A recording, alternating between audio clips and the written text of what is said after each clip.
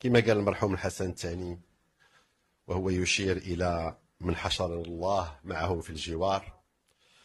قريت هذا الصباح قصاصات أخبار تتصدر عناوين صحف الجيران عن جمهورية الريف نحو استرجاع الاستقلال، وهو ما نعتبره مرة أخرى ضربا آخر من الحماقات التي تطل علينا من يوم لآخر من الجوار.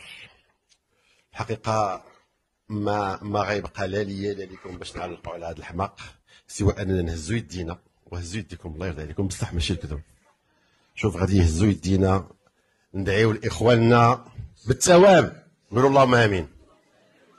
اللهم اهديهم، اللهم قوم طريقهم للصواب، اللهم طهر قلوبهم من الحقد على اشقائهم وجيرانهم، اللهم قوي ايمانهم في استحضار امانه الجوار. قولوا امين. اللهم يسر امورهم خدمه للجوار، وارفع العمى عن بصيرتهم يفقه قولهم، وهب لهم حب اشقائهم. قولوا امين. شكرا.